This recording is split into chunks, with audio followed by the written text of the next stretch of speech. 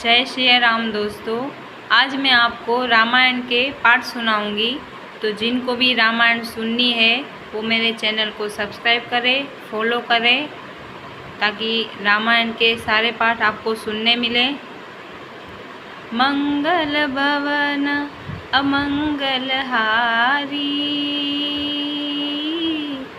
द्रवहु सुदशरथ अजर बिहारी। राम सिया राम सिया राम। जय श्री राम। श्री गणेशाय नमः। श्री जानकी वल्लभो विजयते। श्री रामचरितमानस प्रथम सोपान बालकांड।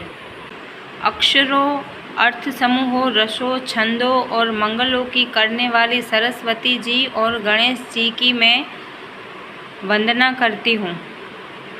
श्रद्धा और विश्वास के स्वरूप श्री पार्वती जी और श्री शंकर जी में वंदना करती हूँ, जिनके बिना सिद्धजन अपने अंतःकरणों में स्थित ईश्वर को नहीं देख सकते।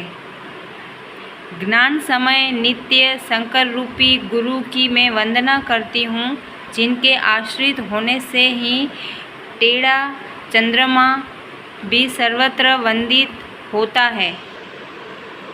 उत्पत्ति, स्थिति और संहार करने वाली, क्लेशों की हरने वाली तथा संपूर्ण कल्याणों की करने वाली श्री रामचंद्र जी की प्रियतमा श्री सीता जी को मैं नमस्कार करती हूँ, जिनकी माया के वशीभूत संपूर्ण विश्व ब्रह्मादि देवता और असुर है, जिनकी सत्ता से रस्सी में सर्प के भ्रम की भांति यह सारा दृश्य जगत सत्य ही प्रतीत होता है, और जिनके केवल चरण ही भवसागर से तरने की इच्छा वालों के लिए एकमात्र नौका है। उनके समस्त कारणों से पर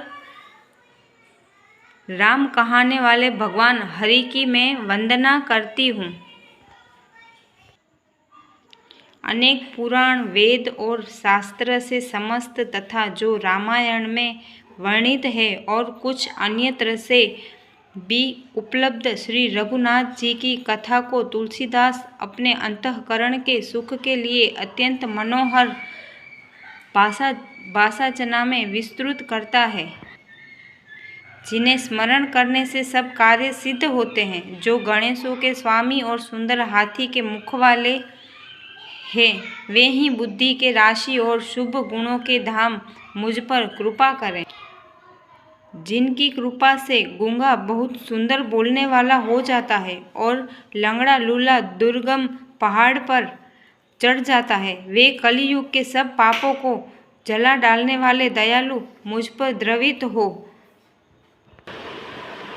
जो नील कमल के समान श्याम वर्ण है, पूर्ण खिले हुए लाल कमल के समान जिनके नेत्र हैं, और जो सदा क्षीर सागर में शयन करते हैं, वे भगवान मेरे हृदय में निवास करें। जिनका कुंद के पुष्प और चंद्रमा के समान शरीर है, जो पार्वती जी के प्रियतम और दया के धाम है, और जिनका दिनों पर स्नेह है, वे कामदेव का मर्दन करने वाले मुझ पर कृपा करें। मैं उन गुरु महाराज के चरण कमल की वंदना करता हूँ, जो कृपा के समुद्र और नर रूप में श्री हरि ही है, और जिनके वचन महामोह रूपी घने अंधकार के नाश करने के लिए सूर्य किरणों के समूह है। मैं गुरु महाराज के चरण कमलों के रज की वंदना करता हूँ, जो सुरुचि, सुगंध तथा अनुराग रूपी रस से पूर्ण है। वह अमर मूल का सुंदर चूर्ण है, जो संपूर्ण भव रोगों के परिवार को नाश करने वाला है।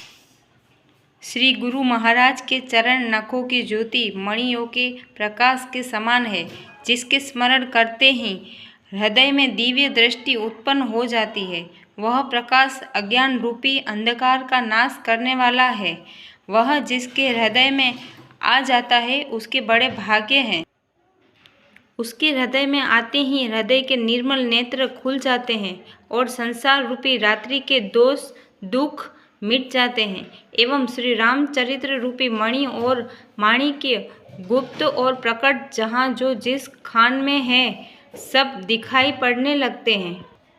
जैसे सिद्धजन को नेत्रों में लगाकर साधक सिद्ध और सुजान पर्वतों, वनों और पृथ्वी के अंदर कौतुक से ही बहुत सी खानें देखते हैं।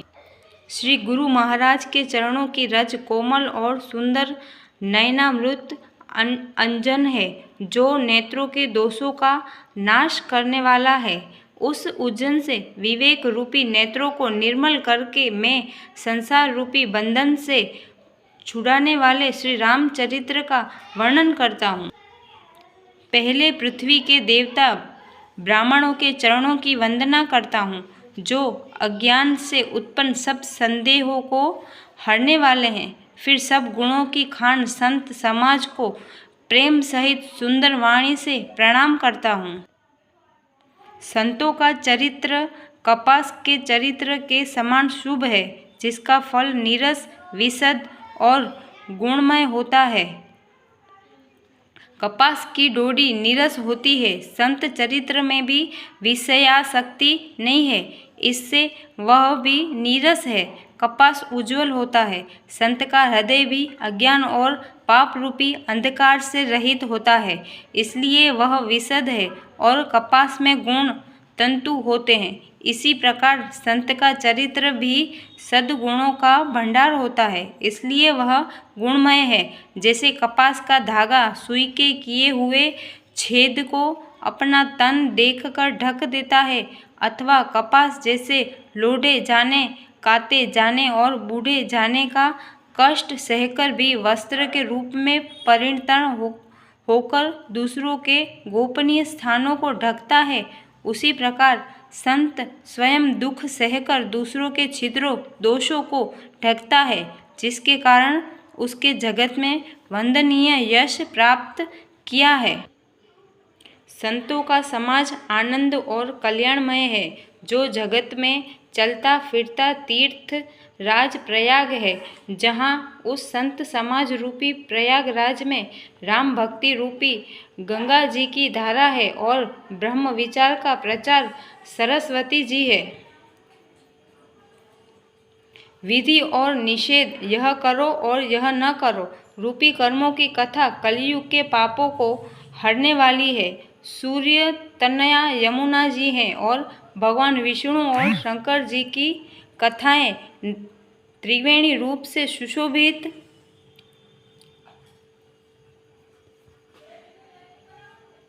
जो सुनते ही सब आनंद और कल्याणों की देने वाली है।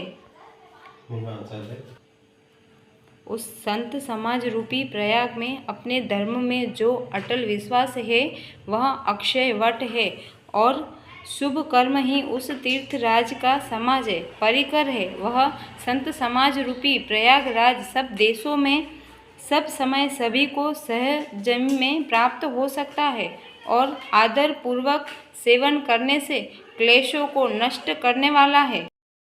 वह तीर्थराज अलौकिक और अकथनीय है एवं तत्काल फल देने वाला है, उसका प्रभाव प्रसन्न है। जो मनुष्य इस संत समाज रूपी तीर्थराज का प्रभाव प्रसन्न मन से सुनते और समझते हैं और फिर अत्यंत प्रेम पूर्वक इसमें गोते लगाते हैं, वे इस शरीर के रहते ही धर्म, अर्थ, काम, मोक्ष चारों फल पा जाते हैं। इस तीर्थराज में स्नान का फल तत्काल एक ऐसा देखने में आता है कि कोयल बन जाते हैं और बगुले हंस। यह सुनकर कोई आश्चर्य न करे, क्योंकि सत्संग की महिमा छिपी नहीं है। तो दोस्तों, आज के लिए इतना ही। कल फिर शुरू करेंगे, आगे के अध्याय सुनेंगे। जय श्री राम।